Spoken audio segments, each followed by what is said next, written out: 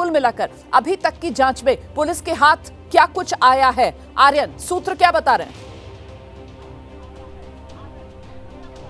देखिए, सूत्र बता रहे हैं कि सबसे पहले जो 3 लोगों को पुलिस ने हिरासत में लिया, उसके बाद एक अन्य नाम जो उमेश का था, उमेश को शूटर बताया जा रहा है। हालांकि इसको भी लेकर जो आधिकारिक पुष्टि है वो नहीं की गई है, लेकिन उमेश के पकड़े जाने के बाद, उमेश से पूछताछ करने के बाद पुलिस ने कई पहलुओं पर जांच की है और भी कई संदिग्ध हैं जिन्हें पकड़ा गया है। और उमेश से ही मिली जानकारी के बाद आज पुलिस ने ये जो बड़ी कार्रवाई है वो माल सलामी में पटना सिटी में की है, जिसमें एक हथियार सप्लायर जो राजा है उसे एनकाउंटर में मारा है। और अब जो आला अधिकारी हैं पुलिस के, वो पूरी मामले को लेकर जो प्रेस कॉन्फ्रेंस है वो शाम में करने वाले हैं, जिसमें पूरी जानकारी देंगे। अब तक जिन लोगों को हिरासत में लिया गया, जिन लोगों की गिरफ्तारी की गई, जिन भी बिंदुओं पर पुलिस ने जांच किया है, उस पर आधिकारिक तौर पर पुलिस ने कुछ भी नहीं कहा। लेकिन जो सूत्र बता रहे हैं उसमें ये कि शूटर उमेश जब पकड़ा गया था उसके बाद कई कड़ी जो है उमेश से पुलिस के हाथ लगी और उन कड़ियों को जोड़कर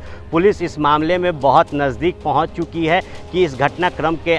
जो पूरी घटनाक्रम हुई, जिस तरीके से गोपाल खेमका की हत्या हुई, कौन लोग इसके पीछे हैं, पुलिस के हाथ कई जो सुराग हैं वो लग चुके हैं। और इन तमाम तथ्यों को लेकर ही आज जो बड़ी प्रेस कॉन्फ्रेंस है वो बुलाई गई है, क्योंकि पुलिस के कई वरीय अधिकारी इस प्रेस कॉन्फ्रेंस में मौजूद रहेंगे। खुद डीजीपी रहेंगे, आईजी रहेंगे, पटना के एसएसपी रहेंगे। तो जब सारे बड़े अधिकारी हैं, एसआईटी टीम का गठन किया गया था और इन एसआईटी टीम में जो भी पदाधिकारी मौजूद थे उनके साथ इस प्रेस वार्ता को करना है, तो निश्चित तौर पर हम कह सकते हैं कि इस हत्याकांड में पुलिस बहुत नज़दीक तक पहुंच चुकी है। जो उन पुलिस की तफ्तीश है वो नज़दीक तक पहुंच चुकी है और अब जो कड़ियां पुलिस ने जोड़ी है उसके साथ बड़ा खुलासा आज शाम के प्रेस कॉन्फ्रेंस में बिहार की और जो पटना की हम देख रहे हैं कि शाम में पुलिस की तरफ से कहा जा रहा है कि वो प्रेस कॉन्फ्रेंस कर देंगे। 5 बजे पुलिस को प्रेस कॉन्फ्रेंस करनी है, लेकिन अभी पुलिस की तरफ से कुछ भी जानकारी साझा नहीं की जा रही है। पुलिस इतनी गोपनीयता बरत रही है, इसके पीछे की वजह जिस तरीके से इस हत्याकांड के बाद पुलिस खुद कटघरे में आई और उसके अलावा भी एक के बाद एक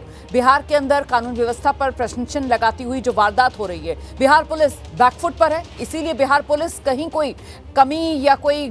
शक की गुंजाइश बाकी नहीं रहने देना चाहती। फूक फूक कर बिहार पुलिस कदम आगे बढ़ा रही है, सियासी दबाव भी बिहार पुलिस पर, और इसीलिए पुलिस अभी कुछ भी जानकारी साझा नहीं कर रही। आ रहे बिल्कुल, देखिए चुनावी वर्ष है और सवाल सुशासन का है। कल देखिए नीरज कुमार ने भी स्पष्ट तौर पर कहा था कि ये जो गोपाल खेमका की हत्या हुई है ये हमारे सुशासन की यूएसपी पर सवाल खड़े हुए हैं। और अब तक प्रशासन की तरफ से इस पूरे घटनाक्रम पर इसलिए आधिकारिक घोषणा नहीं की जाएगी या कोई आधिकारिक जानकारी नहीं दी गई ताकि माहौल न बिगड़े और जो खबरें हैं खबरों के माध्यम से भ्रम न फैले। तो पुलिस संयम बरत रही है और चाहती है कि जो तमाम घटनाक्रम हुए हैं, जो भी अब तक अनुसंधान किया गया है, इसको एक साथ एक प्लेटफॉर्म पर सभी वरीय अधिकारी बैठकर साझा करें ताकि जो कोऑर्डिनेशन है वो नज़र आए, बयान का भटकाव ना हो, बातों का भटकाव ना हो, जब सवाल जवाब हो तो इसमें कोई कमियां ना निकले। इसको ध्यान में रखते हुए अब तक के इस घटनाक्रम में जो भी अनुसंधान पुलिस ने किए हैं उस पर बयान नहीं दिया गया है। अच्छा, हमने सवाल पूछा था अभी डीजीपी साहब से कि साहब मुख्यमंत्री को आप पूरी जानकारी साझा कर रहे हैं जो भी जांच और तफ्तीश आगे बढ़ रही है, तो उस पर उन्होंने बोला कि जो प्रोटोकॉल है उसका पालन किया जा रहा है। लेकिन सवाल ये, क्योंकि जैसा कि आपने कहा कि साहब चुनावी साल है और जाहिर सी बात है नीतीश बाबू, सुशासन बाबू के सुशासन पर सवालिया निशान है, ऐसे में सरकार की तरफ से पल पल का अपडेट पुलिस से इस पूरे मामले की जांच में कौन ले रहा है? कुछ जानकारी मिल रही है क्या? मुख्यमंत्री खुद इस पूरे मामले पर नजर बनाए हुए हैं और वही हर अपडेट ले रहे हैं? देखिए, जिस दिन ये घटना हुई उसके अगले सुबह में जब सीएम नीतीश कुमार ने खुद पटना जो बिहार के डीजीपी हैं उनको बुलाया, पटना के एसएसपी को बुलाया, जो मुख्य सचिव हैं उनको बुलाया और उनको हर एक पहलू पर जांच करने और जल्द से जल्द पूरे मामले को खुलासा करने की बात सीएम ने कही थी, कई दिशा निर्देश दिए थे। नीतीश कुमार की ये यूएसपी रही है कि जब भी कोई बड़ी वारदात होती है या इस तरह की घटना होती है तो उस पर वो खुद नज़र बनाए होते हैं। लेकिन अब नीतीश कुमार मीडिया में भी कम रहते हैं, नीतीश कुमार मीडिया से बात कम करते हैं तो उनसे भी सवाल लेना मुश्किल रहता है। लेकिन आप अगर बात करें जेडीयू के नेताओं से या फिर पुलिस के अधिकारियों से तो इनका मानना है कि नीतीश कुमार फीडबैक लेते रहते हैं। चुनावी साल है, काफ़ी महत्वपूर्ण है और गोपाल खेमका किसी राजनीतिक दल से अगर ऊपर देखा जाए तो हर एक राजनीतिक दल से उनका अच्छा रिश्ता रहा है, चाहे वो तेजस्वी यादव लालू परिवार रहे, मुख्यमंत्री नीतीश कुमार रहे, चिराग पासवान रहे। हाई प्रोफाइल ये हत्या है तो खुद नीतीश कुमार इस मामले की मॉनिटरिंग कर रहे हैं और जो प्रोटोकॉल है प्रोटोकॉल के तहत तो सीएम नीतीश फीडबैक ले ही सकते हैं, सीएम नीतीश जानकारी ले ही सकते हैं कि आखिर अब तक पुलिस ने क्या पूरे मामले में जो जांच है वो किया है।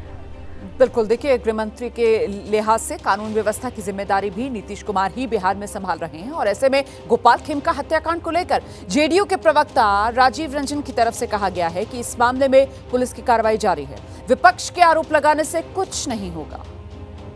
सवाल यह है कि अभी जो सूचनाएं मिली हैं खेमका हत्याकांड में उमेश यादव और एक अन्य अपराधी की गिरफ्तारी हुई है। अभी एक अपराधी को जिसने पुलिस बल पर हमला करने की कोशिश की उसको भी पुलिस ने ढेर कर दिया है। कार्रवाइयाँ लगातार जारी हैं और चाहे जो लोग इसमें सवाल खड़े करने वाले लोग हैं उनसे जनता जरूर पूछेगी कि उनकी भूमिका जिम्मेदार विपक्ष की अगर है तो निसंदेह ऐसी घटनाओं में पुलिस को इनपुट्स के जरिए वो सहयोग कर सकते हैं। केवल आरोप प्रत्यारोप करने से बिहार की राजनीति में कोई जगह नहीं बनने जा रही है। बिहार के नेता नीतीश कुमार जी लगातार हर घटना की मॉनिटरिंग कर रहे हैं और जिस मामले में उमेश यादव की भी गिरफ्तारी हुई है उस घटना को भी सीधे तौर पर बिहार के मुख्यमंत्री नीतीश कुमार जी ही मॉनिटर कर रहे थे। लगातार अधिकारियों को निर्देश दिए जा रहे थे और बाकी भी पूरे षड्यंत्र का खुलासा बहुत जल्द सामने होगा।